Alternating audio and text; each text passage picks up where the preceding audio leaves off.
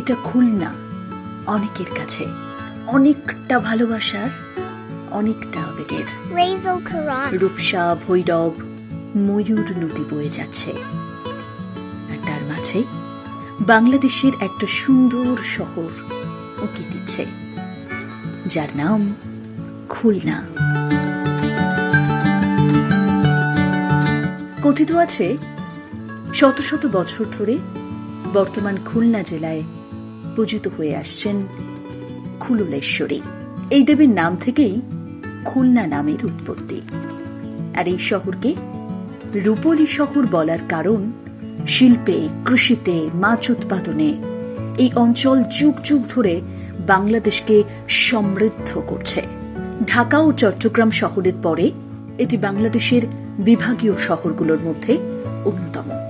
UNESCO স্বীকৃতিপ্রাপ্ত পৃথিবীর সর্ববৃহৎ mangrove বন সুন্দরবন খুলনা জেলার দক্ষিণাংশে অবস্থিত।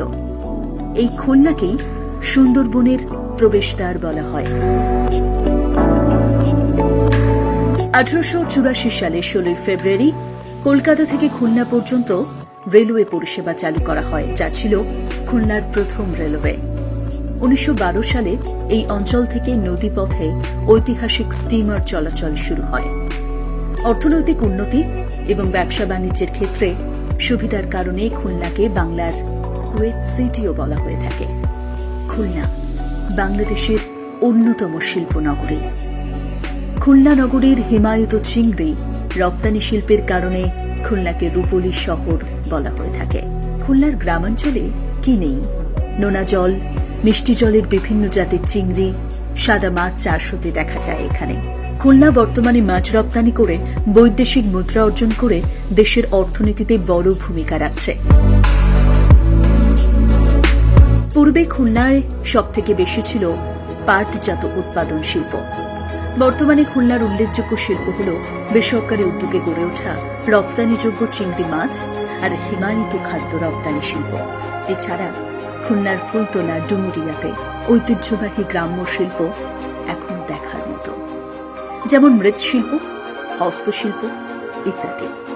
খুলনা অঞ্চলের সবথেকে অন্যতম ঐতিহ্যবাহী হস্তশিল্প হল মাদুর আর পাটি।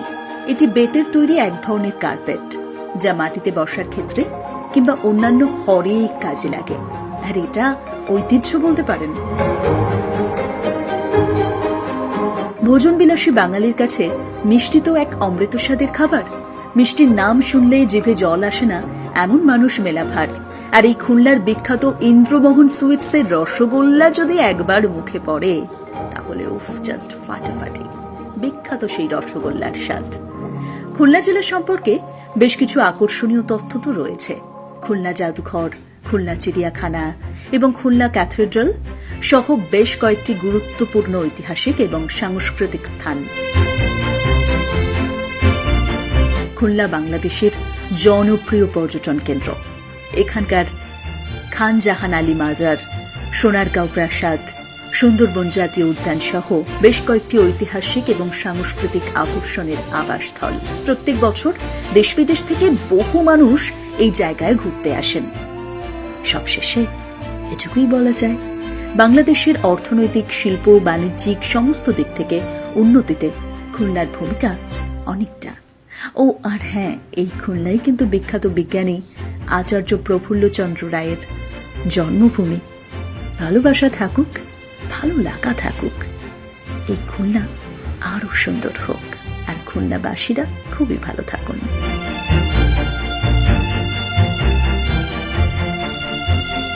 ব্যুরো রিপোর্ট, প্রথম কলকাতা।